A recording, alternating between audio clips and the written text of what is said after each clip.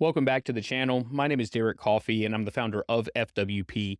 And if you find yourself eligible for a pension, then you're most likely behind on your retirement savings. And a lot of that has to do with the fact that you were undercompensated throughout your entire career. Once you paid all of your bills, there probably wasn't a whole lot of money left over each month for you to prioritize your savings.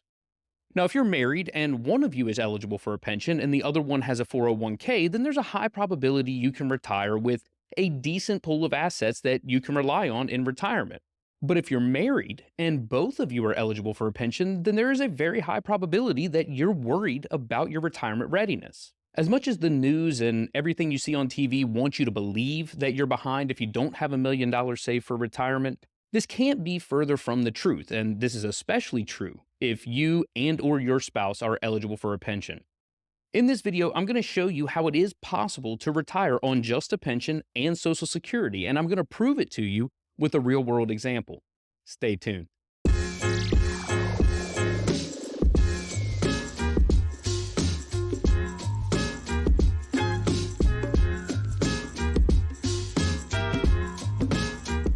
One of the more common misconceptions about someone's ability to retire is that it's a savings issue. But that's not accurate. Your ability to retire is all based on cash flow. If your cash flow, the money that you have coming in every month, is greater than your living expenses, then you can retire. Even if it's only $1 more, you can retire. Now, it may not be the most comfortable retirement that you could ever dream of, but you have more money coming in than what you have going out, and all of your living needs are met. So you can mathematically retire. Now, for people that aren't eligible for a pension, then their retirement is very much a savings issue because that savings is what's going to produce the income that they need to cover those expenses. But if you and or your spouse are eligible for a pension, then the amount of money you have saved plays a lesser and lesser role in your ability to retire. Now, before you pull the trigger on your retirement, it's important for you to understand what your expenses are going to be. And being able to project them, at least to some level of accuracy, is going to be very important. Now, for me and the clients that I typically work with, we like to target around $4,000 a month of living expenses, not including healthcare. Now, that $4,000 isn't as arbitrary as it may seem. The first thing we have to take into account is where you live. Even if your home's paid off, there are still expenses that you're going to have to cover every single month for that home. Things like maintenance, taxes, insurance. You owning that home is going to create some level of expense. Now, a general rule of thumb is that you take 1% of the value of your home and allocate that to each of those expenses. 1% for maintenance, 1% for taxes, 1% for insurances. That's 3% each year. So if you have a $300,000 home, and we assume that we're going to budget 3% for those expenses, that's $9,000 per year. On a monthly basis, it's $750. So all of your home expenses are accounted for. Now, this could be higher, could be lower. It all depends on where you live and how handy you are. But for most people, this is a very conservative estimate of how much it's going to cost you to maintain your home.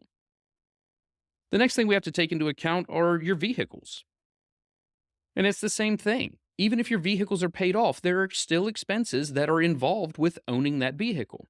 Now, I personally like for people to budget around $200 a month per vehicle. So if we budget $200 a month, we assume you have two vehicles. That's $400 a month. And again, we're covering maintenance, taxes, and insurances. And this is going to take care of most expenses that are going to come along with owning your vehicle. The next thing we have to take into account are your utilities. You have to have water, you have to have electric, probably some level of internet connection, maybe even a cable package of some sort. But being able to enjoy living in your home, you're going to have utilities. So we'll assume $300 a month. Again, it all depends on where you live, but in the area that I live in, this is somewhat on the right track. Next, we have to account for fuel for those vehicles. Could be another $300 a month.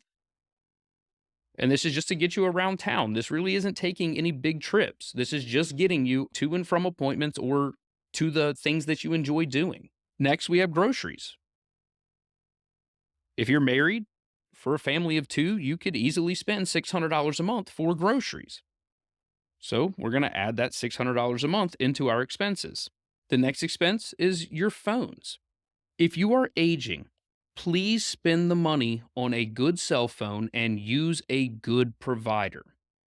Yes, it is going to be a little bit more expensive, and we're going to budget $200 a month for this expense. But you need to be able to get in contact with people if something goes wrong.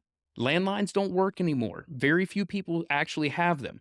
So, having a good cell phone with a good provider is going to be a good idea in your retirement. It's going to help you stay connected, not only just for the sake of being connected, but it's also going to allow you to get in contact with people when you need them. The final thing we're going to account for is just miscellaneous expenses. Stuff happens.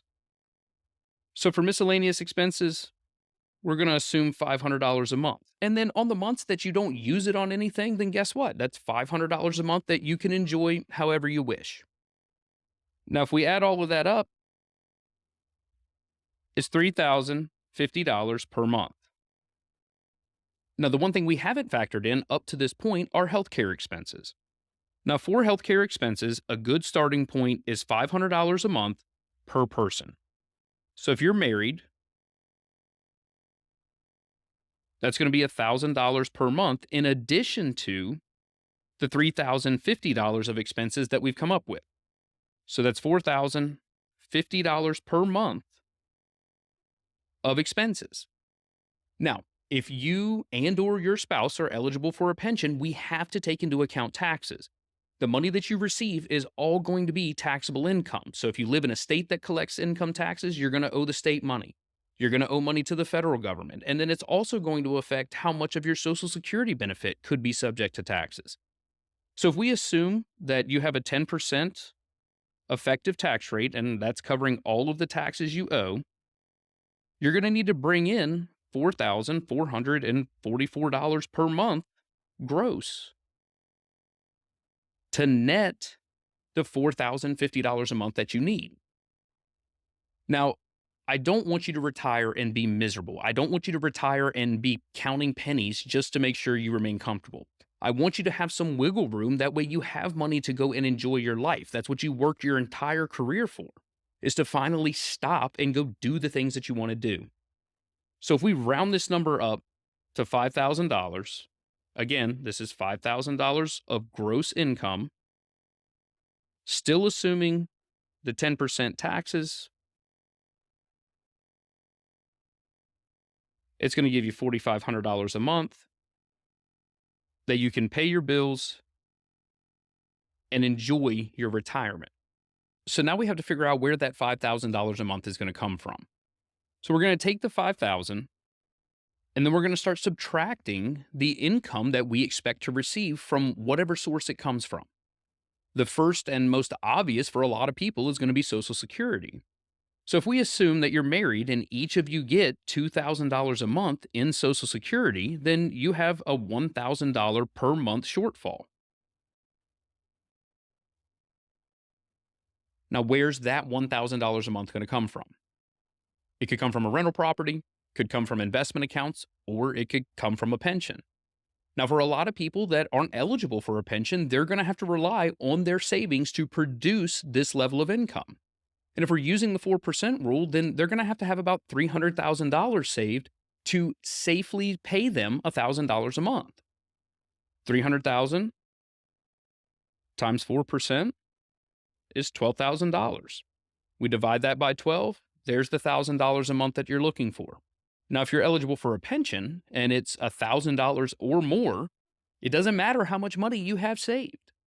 As long as that pension payment is going to be $1,000 per month or more, you can retire and retire very comfortably. And this is another point that I want to make about your pension.